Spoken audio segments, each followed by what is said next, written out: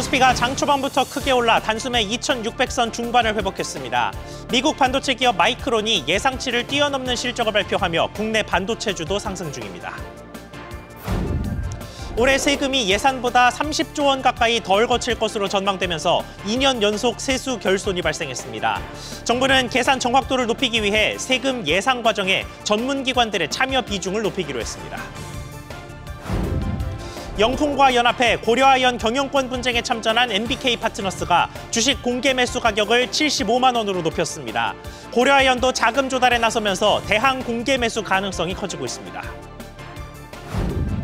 이복현 금융감독원장이 가상자산업계 최고 경영자들을 모아 경고장을 날렸습니다. 이 원장은 특히 불공정 거래에 대해 엄중한 책임을 묻겠다고 밝혔습니다.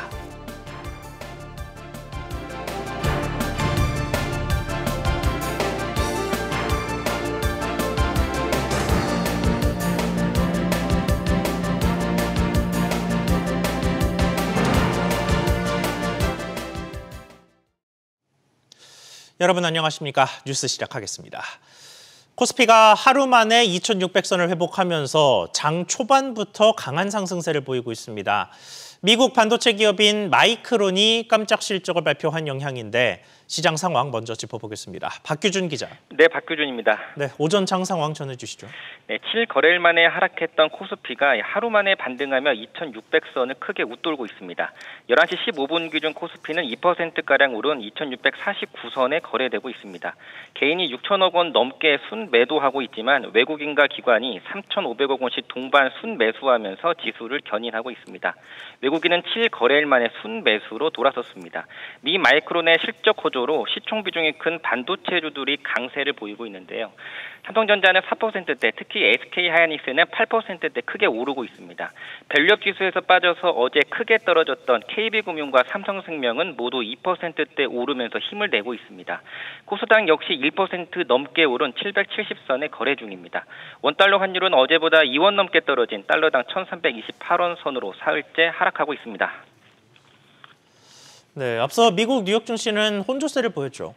네, 다우지수는 0.7% 내렸고 S&P도 0.19% 하락, 나스닥만 0.04% 소폭 올랐습니다. 주요 이벤트를 앞두고 고점 부담에 우량주 위주의 매도세가 지수를 끌어내렸다는 분석인데요. 우리 시각으로 오늘 밤에 제롬 파월 연준 의장의 연설과 미국의 2분기 GDP 확정치가 나옵니다. 종목별로 보면 엔비디아가 간밤 2% 넘게 뛰면서 시가총액이 다시 3조 달러를 넘어섰습니다. 장 마감 후에 나온 마이크론의 4분기 실적이 시장 예상치를 웃돌면서 주가가 시간의 거래에서 14% 넘게 뛰었습니다. SBS 비즈 박규준입니다. 보신 것처럼 오전 우리 증시 움직임은 마이크론의 영향을 많이 받았습니다. 반도체가 겨울이 아니라는 점을 투자자들이 확인한 것으로 보이는데 관련 내용 조금 더 짚어보겠습니다. 김종윤 기자. 네, 김종윤입니다. 네, 마이크론의 실적이 얼마나 됐습니까? 네, 마이크론은 장 마감 후 발표한 8월까지 분기 매출이 77억 5천만 달러로 전분기보다 93% 올랐고 시장 전망치인 76억 6천만 달러도 뛰어넘었습니다. 주당 순이익 EPS도 1달러 18센트로 시장의 예상치인 1달러 11센트를 웃돌았습니다. 예상을 뛰어넘는 실적에 시간의 거래에서 주가는 14% 이상 급등했습니다. 네, 그러면 앞으로의 실적 전망은 어땠습니까? 네, 마이크론은 다음 분기 매출 전망 가이던스를 87억 달러로 내놓았는데 월가 전망치 83억 달러로 웃돌았습니다. 산제이 메트롤라 마이크론 CEO는 다음 회기년도에 수익성 개선으로 상당한 매출을 달성할 것으로 예상한다고 밝혔습니다. 마이크론은 엔비디아의 고대역폭 메모리 HBM을 공급하는 AI 수혜주로 꼽히는데 내년까지 HBM 수요가 공급을 넘어섰다고 밝혔습니다. 마이크론 실적 호전 발표 후 삼성전자 등 국내 반도체 기업에도 훈풍이 불고 있습니다. SK하이닉스는 12단 HBM을 처음 양산하기로 하는 등 실적 개선이 예상됩니다. SBS 비즈 김정윤입니다. 우리나라 기준금리의 인하 속도와 시기에 대해서 힌트가 될 수 있는 회의가 오전에 열렸습니다. 이달 들어서는 상승세가 다소 주춤해지긴 했지만 금리 인하 기대가 미리 끌어올려 놓은 집값과 그에 연동된 가계대출 증가세에 대한 경계감이 회의에서도 그대로 드러났는데요. 취재기자 연결해서 짚어보겠습니다. 안지혜 기자. 네, 안지혜입니다. 네, 금융 안정과 직결되는 요소로 역시 부동산이 꼽혔습니다. 그렇습니다. 한국은행의 정책 목표 중 하나인 금융 안정과 관련해서 현황과 리스크를 점검하는 정례 회의가 있었는데요. 금통위는 현재 금융 상황이 안정적이라고 평가하면서도 가계부채 추이에 주목했습니다. 금리 인하 기대가 크게 높아지면서 주택가격 상승 및 가계대출 증가세가 지속되고 있다는 겁니다. 최근 정부의 부동산 공급 대책과 대출 규제 등 여파에 이달 가계부채 증가세 지난달보다는 주춤해지긴 했는데요.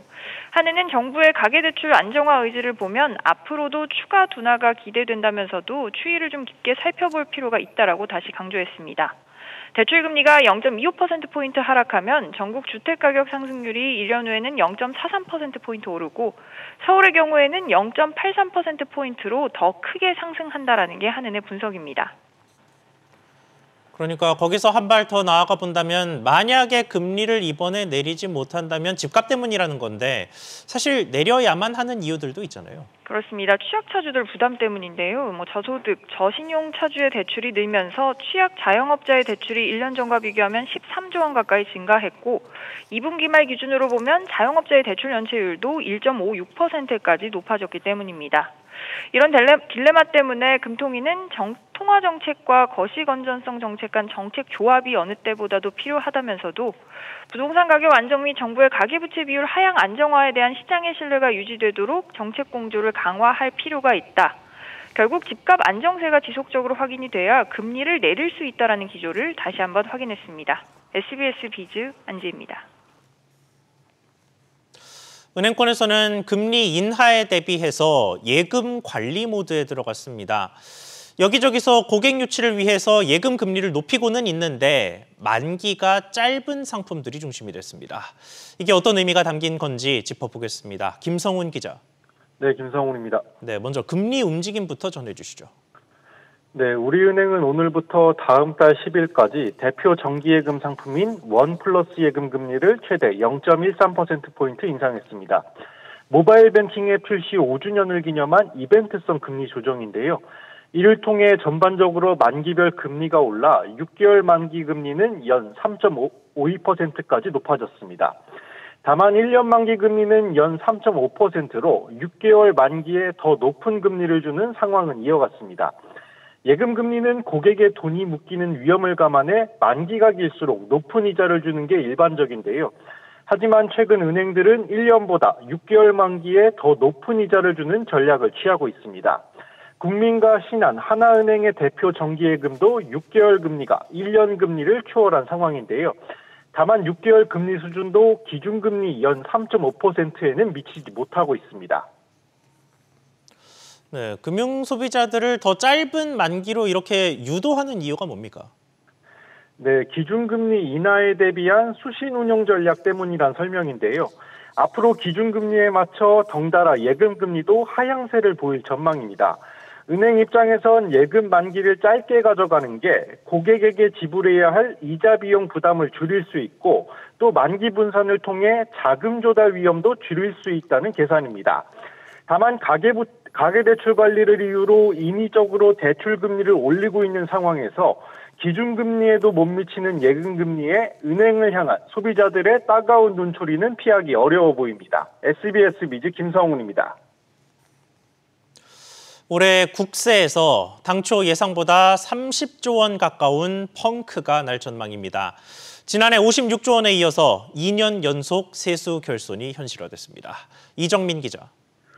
네, 이정민입니다. 네, 자세한 결손 상황 전해주시죠. 기획재정부에 따르면 29조 6천억 원의 결손이 발생할 것으로 추계됩니다. 재추계 결과 올해 국세 수입은 337조 7천억 원으로 당초 본 예산의 367조 3천억 원보다 30조 원 가까이 모자랍니다. 지난해 기업 실적 부진으로 법인세가 예산 대비 14조 5천억 원, 종합소득세가 4조 원 덜 거칠 전망입니다. 지난해 1월부터 휘발유 20%, 경유 30% 이상 유류세율 인하가 이어지면서 교통세는 예상보다 4조 1천억 원 덜 거칩니다. 건설 투자 부진과 부동산 시장 침체 영향으로 양도소득세 수는 5조 8천억 원 모자랄 것으로 보입니다. 이렇게 2년 연속으로 역대급 세수 구멍이 났는데 정부가 어떻게 배운다는 입장입니까? 정부는 추경 예산 편성은 없다고 국가재정법을 근거로 선을 그었습니다. 각종 기금과 한국은행 일시차입금 등 기존 재원을 활용하겠다는 방침입니다. 외환 방파제 역할을 하는 외국한 평형기금이 쓰이거나 예산 불용이 늘어나는 것 아니냐는 우려가 나옵니다. 내수 부진이 장기화되면서 마중물 역할이 필요한데 재정이 취약해져 경기 대응이 부실해질 수 있다는 지적도 나옵니다. 기재부는 세수 오차를 줄이기 위해 앞으로 전문기관이 세수 측의 모든 단계에 참여하도록 개편될 예정입니다. 또 매년 9월에 수장 전망을 내놓는 한편 AI와 빅데이터 기반 모형도 개발할 계획입니다. SBS 비즈 이정민입니다.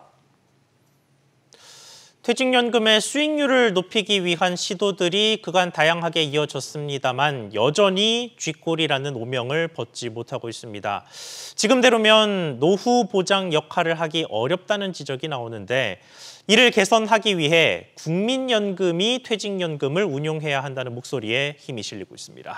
취재기자 연결해 보겠습니다. 정광윤 기자. 네, 정광윤입니다. 네, 좀 독특한 제안인데 구체적으로 어떤 내용입니까? 일단 국민연금연구원 보고서에 따르면 재작년까지 8년간 퇴직연금 연평균 운용 수익률은 1.68%로 5% 안팎인 국민연금, 사학연금 등과 비교해 저조한 수준입니다. 이와 관련해 연구진은 금융사별로 흩어져 있는 퇴직연금 적립금을 모아 기금 형태로 만들 것을 제안했는데요. 자산 배분, 위험관리, 성과평가까지 전문 운용 조직에서 수행하기 때문에 수익률 개선을 기대할 수 있다며 규모의 경제를 활용해 수수료 감소 등의 비용 절감도 기대할 수 있다고 설명했습니다. 이미 퇴직연금을 기금으로 운용하는 호주는 10년간 연평균 수익률이 7% 수준인데요. 연구진은 우리나라 퇴직연금 수익률을 이 정도로 끌어올릴 경우 소득 대체율이 최대 30%로 지금보다 3배 가까이 늘 수 있다고 분석했습니다. 네, 그러니까 기금으로 각자 퇴직연금을 모아서 덩치를 키우자라는 제안인데 그 덩치를 키운 기금의 운용을 국민연금에 맡기자라는 주장이 나오고 있는 거죠. 네, 한정혜 더불어민주당 의원은 지난달 100인 초과 업체는 국민연금공단이, 100인 미만은 근로복지공단이 기금형 퇴직연금 사업자로 참여할 수 있게 하자는 법안을 제출했습니다.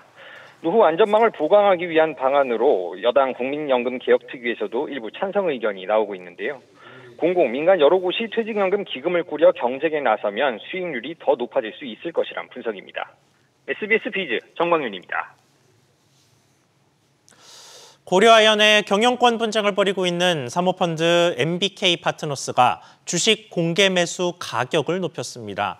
그 배경과 이후의 양상까지 자세히 짚어보겠습니다. 김환진 기자. 네, 김환진입니다. 네, 일단 가격 변화폭이 얼마나 됩니까?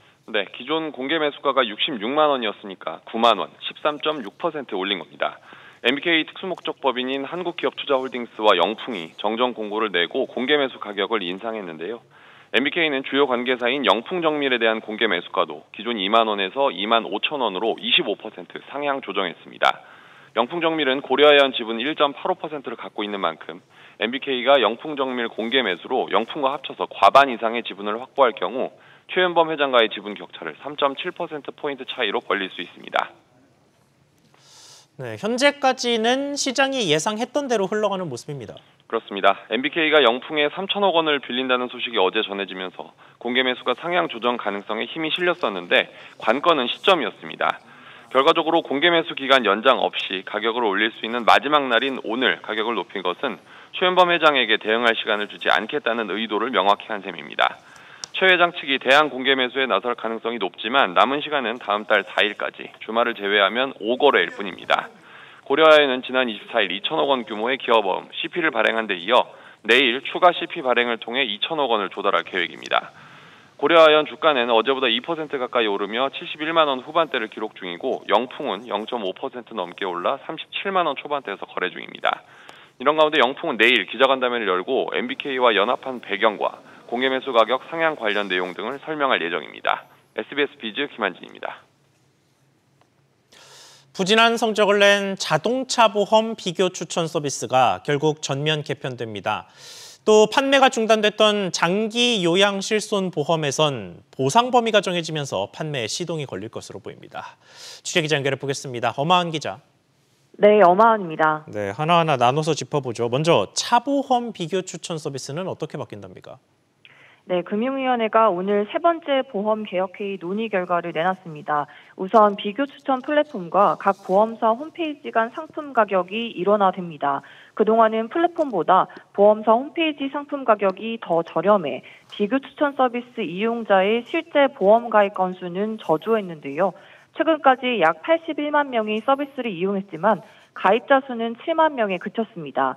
또 그동안 공유되지 않았던 기존 계약 만기일, 차량 정보 등도 플랫폼 운영사에 제공될 예정인데요. 이에 따라 소비자는 정확한 보험료 산출을 비교할 수 있게 될 전망입니다. 지난 보험개혁 회의에서 허용된 여행자 보험의 무사고 환급금은 단체보험에도 적용됩니다. 이에 따라 단체보험 한 건당 납입보험료의 10%와 3만 원 중 적은 금액으로만 무사고 보험료 환급금이 제공 가능합니다. 네, 또 장기 요양 실손 보험은 이게 판매가 잠정 중단됐었는데 재개될 길이 열렸다고요. 그렇습니다. 금융당국이 장기요양 실손보험의 보상 범위와 한도를 정립했기 때문입니다.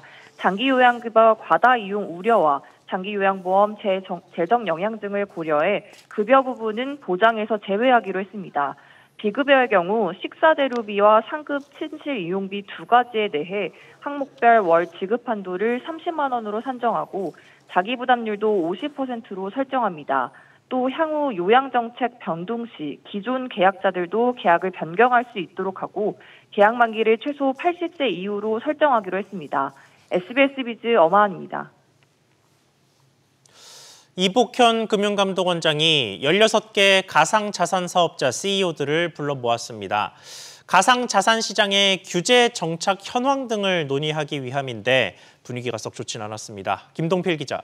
네, 김용필입니다. 네, 가상자산 이용자 보호법이 시행된 이후에 처음으로 소집을 한 거죠.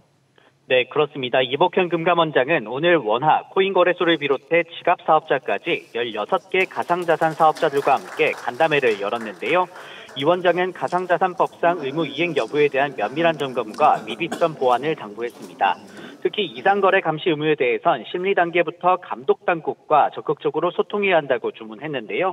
그러면서 이용자 보호를 최우선 목표로 삼아 감독하겠다고 밝혔습니다.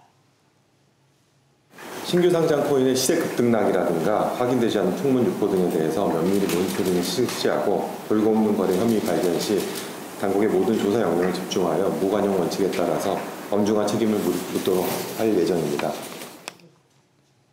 네, 소위 엄포를 놓은 셈인데 반대로 가상자산 사업자들 쪽에서 나온 건의사항도 있었다고요. 네, 그렇습니다. 가상자산 규제는 국제적 추세에 발맞추고 있지만 정책적 유연성이 부족하다고 지적했는데요. 또 상품 개발이나 서비스 개선에 있어서 사업자의 어려움이 가중되고 있다는 의견을 냈습니다. 구체적으로는 법인의 실명 계좌 발급과 같은 시장 현안이 빠르게 추진됐으면 한다고 건의했는데요. 그러면서도 법과 자율 규제를 철저히 준수해 안심하고 이용할 수 있는 가상자산 시장을 만들겠다고 약속했습니다. 금감원은 이번 간담회에서 제시된 의견 등을 토대로 2단계 법안의 제정 방향에 대해 논의를 이어갈 계획입니다. SBS 비즈 김동필입니다. 세주인 찾기에 난항을 겪는 MG손해보험 매각을 수의계약으로 전환한 예금보험공사는 잠재 후보군을 대상으로 입찰 제안서를 받고 있습니다. 그런데 예보가 이미 유력 인수 후보로 꼽히는 특정 금융사를 염두에 둔 듯한 법률 자문을 한 대형 로펌에 요청한 사실이 확인됐습니다. 오수영 기자가 취재했습니다. 예금보험공사가 한 대형 로펌에 요청한 법률 자문에 대한 회신 내용입니다. 예보는 금융제자 이력이 있는 회사가 MG손해보험의 계약을 이전받는데 문제가 없는지, 대주주 적격성 심사가 필요한지 등을 물었고 로펌 측은 대체로 문제가 없다는 취지로 회신했습니다. 로펌은 기존 보험사가 부실보험사의 계약을 인수할 경우 대주주 적격성 심사는 필요하지 않다고 답변했습니다. 하지만 최근 1년에서 3년 이내에 제재 이력이 있는 금융사가 신규 회사를 세워 MG손보보험 계약을 인수하는 건 안 된다고 단서를 달았습니다.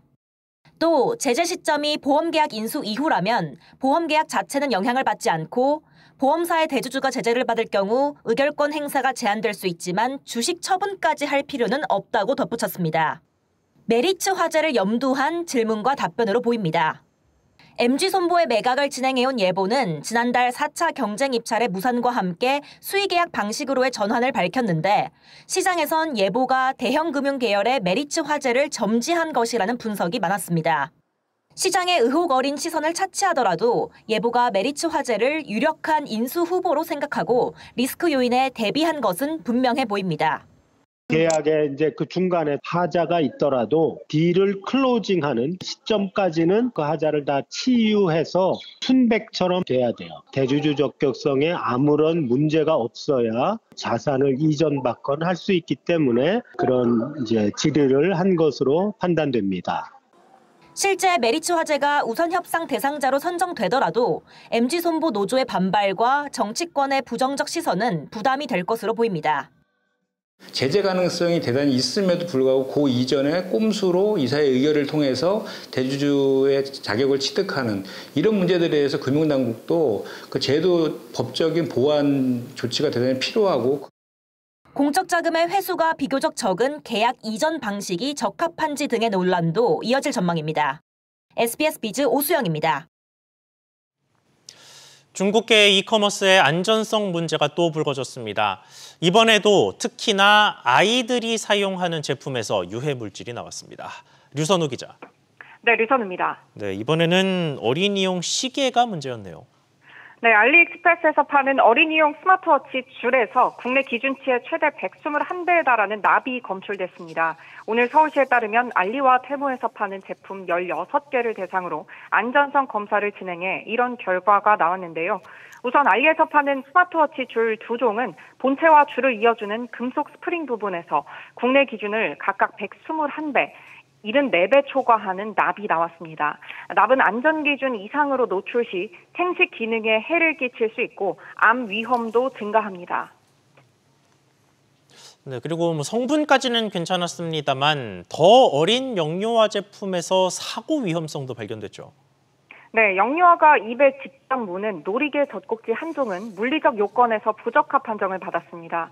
이 제품은 36개월 미만 어린이용 제품에 사용할 수 없는 유리 소재 장식이 있고 손잡이는 분리 가능하게 설계돼 삼킴 사고 우려가 있었습니다. 또 놀이개 젖꼭지 거리 3종은 줄 길이가 국내 기준보다 최대 2배 길고 작은 부품이 분리되는 등 국내 기준에 부적합한 것으로 나타났습니다. 어린이 제품이 물리적 요건에 부적합한 경우 질식 등 사고 위험 등에 노출될 수 있습니다. SBS 비즈 류선우입니다. 소비자들이 오프라인보다 온라인으로 물건을 사는 게 보편화되고 있습니다. 온라인 플랫폼을 중심으로 산업 구조가 빠르게 변하면서 전체 취업자가 증가한 상황 속에서도 판매직 종사자는 60개월째 줄어든 것으로 나타났습니다. 최지수 기자. 네, 최지수입니다. 네, 판매업 종사자 구체적으로 얼마나 감소했습니까?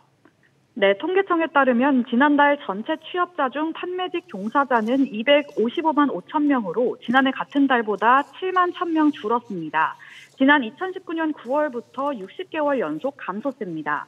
판매직 종사자에는 의류와 화장품, 가전제품, 음식료품 판매원부터 자동차 영업사원 등 영업 판매직도 포함됩니다. 이같이 판매직이 꾸준히 감소하는 건 이커머스 등을 통한 온라인 쇼핑 시장이 급성장을 이어가고 있기 때문입니다. 오프라인 매장의 역할을 온라인몰이 대체하고 있고 또 오프라인 점포 내에서도 직원 대신 무인 계산대나 키오스크가 자리하고 있는 것을 쉽게 찾아볼 수 있습니다.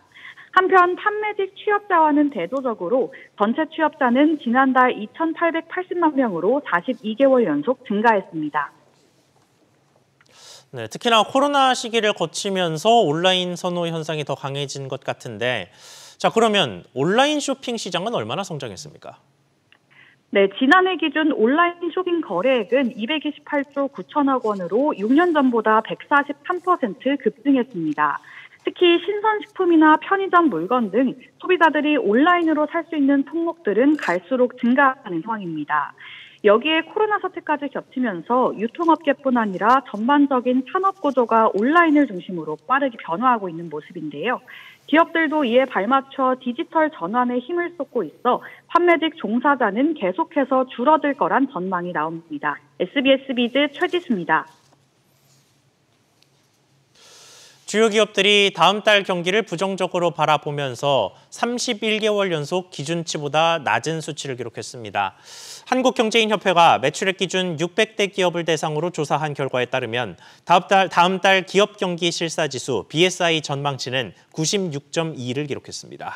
BSI가 100보다 낮으면 전달보다 경기를 부정적으로 전망하는 기업이 더 많다는 의미인데 지난 2022년 4월부터 31개월 연속 기준선 100보다 낮았습니다.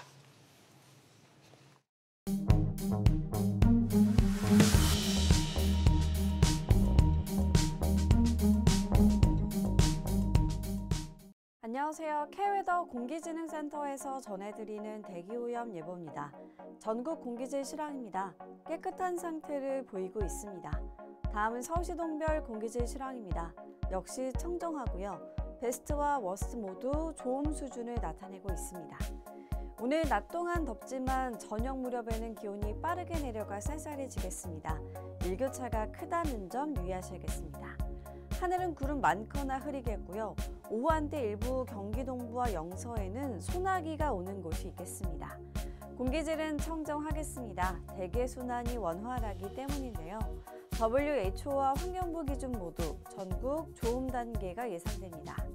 당분간 쾌적한 공기 상태가 이어지는데요. 하루 3번 30분 충분한 환기를 시켜주시기 바랍니다. 대기오염 예보였습니다.